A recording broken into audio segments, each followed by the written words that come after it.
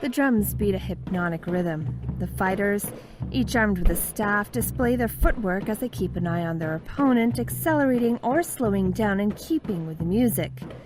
This is Tahtib, and on the Sunday morning in May in Paris, the first ever tournament is being held. But it's a 5,000-year-old martial art that comes from Egypt. Tahtib is what we call the Egyptian battle staff, in fact. So the Egyptian battle staff, today called Tahtib, has a more than 5,000 years history. So the most ancient engravings that we have in Egypt are in Abu Sir, which is between the pyramids of Gizeh and Saqqara, the Abu Sir site. That's Adad Boulad, the founder of Modern Tahtib. Up until recently, Tahtib as a martial art was unknown to most people. Based on the engravings, Tahtib served as one of the 3 disciplines for the ancient Egyptian army. They included archery, wrestling, and battles between staffs or rods. It was transformed to become a game, a rural game, played in the evenings. You know, in Egypt, you have at least 4 or 5 hours after the day work, because the sun set is very fast. It's very fast, and no TV. People used to stay together to sing, to chant, you know, to have poetry and to play music, and also to play with the stick. Just to play with the stick. So it became a rural game. And so the tradition of Tahtib never went off the grid. It just fell out of vigor as a military training activity.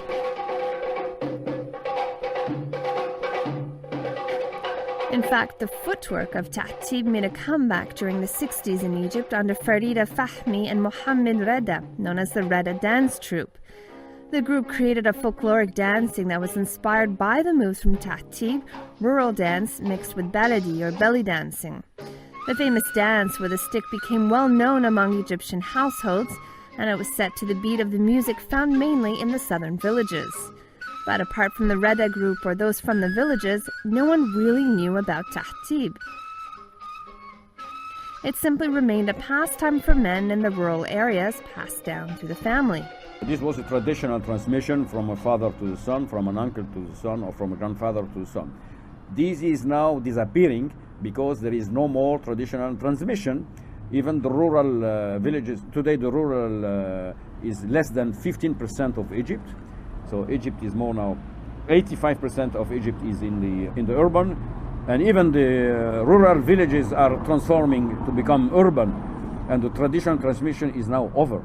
So it's become quite urgent to for the safeguard of this heritage to develop it in a different form, in a different way, so it is suitable to the new Egyptian society, which is more urban, and this is why I transform it into. No, I didn't transform it, I get it back as it was, as a martial art. But just as many urban dwellers have done, Boulad himself admits that he overlooked the traditional art form.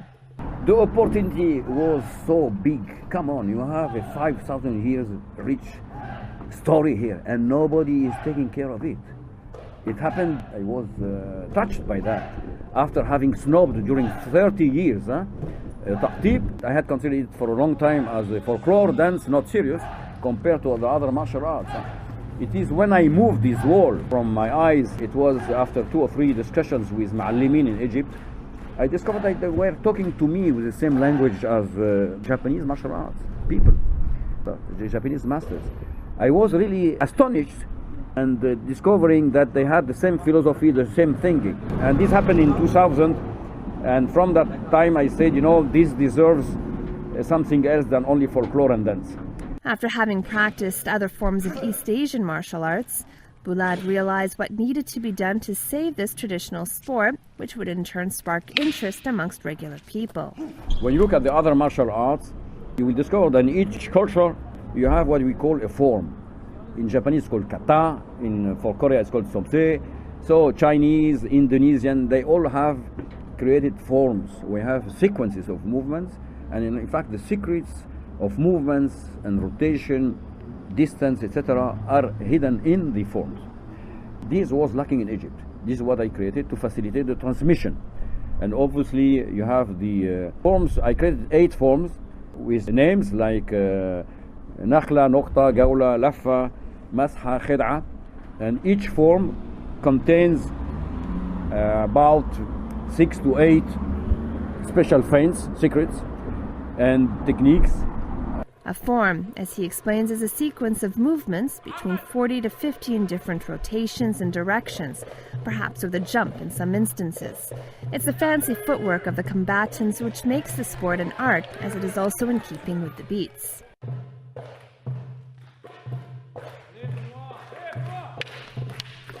In fact, to those more familiar with the Brazilian martial art capoeira, Tahtib is not too far off. It is like capoeira. Capoeira is also from Africa. Capoeira and Tahtib has exactly the same principles, where the crowd has a role to take care of the spirit, the good spirit, where the musicians have a key role, linking the justers, the players with the crowd, and the justers playing their game. So these are the three components of Tahtib or a capoeira celebration, the same. Also, you need to know that music also was in Japanese or Asiatic games, but has been moved out centuries ago for, let's say, technical propagation.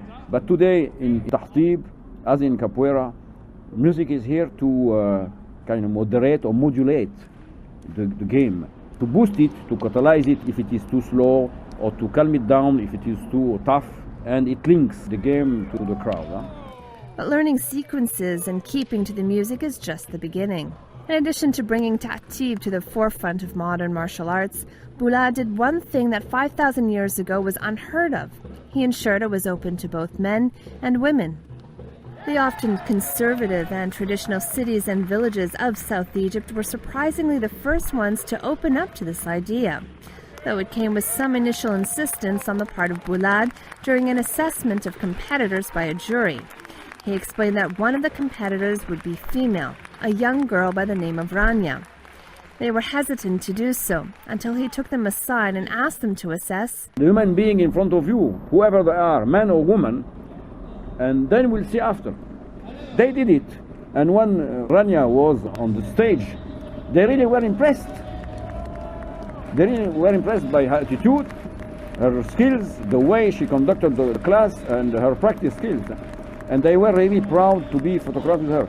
So here we are facing huge resistance, centuries of resistance, but in fact when you go concretely with people, you discover that they are ready to change. That Rania is now the first female instructor in Egypt, and the number of girls joining the Tahtib clubs there continues to grow. Apart from today's tournament in Paris, local competitions were held in Egypt, mainly in Luxor, but more as part of a cultural festival and not a true competition. As the popularity of the sport continues to spread outside of the country and also within, more and more Tahtib centers are opening, including in the UK, the US, Canada, and the Czech Republic. Here in Paris alone, there are over 5 clubs that are competing against one another. While the traditional dress still found in the villages is not worn by the modern competitors, a red sash around the waist is required by all those training and competing in Tahtib, as it resembles a similar belt seen in the ancient engravings. Mélanie Var is the only female instructor in Paris and one of the competitors in this tournament. Having practiced Tahtib for 3 years now, and judo since she was 8, she explains the attraction. It's not the same because the judo is very with the contact with the person, and the Tahtib is the respect, the distance. It's not the same, but I love the both. Arthur Ouaki is the winner of this tournament, though as he and others have stressed, winning is not the point. It's more about the interaction with the others. The best thing about it is that you practice in circle with a lot of people, and it's all about harmony in group. And so all the time you are in synchronization with your co-jousters who you play with. And so it's all about respect and harmony. With Boulad having succeeded in modernizing this 5,000-year-old sport, it was recently recognized by UNESCO to safeguard it as an intangible cultural heritage of Egypt, which means it will now have the international backing to ensure the ancient sport cannot be appropriated by any other country, and its heritage will be maintained for years to come, and martial arts enthusiasts can learn the discipline of staff fighting. Anne-Marie Bissada for RFI in Paris.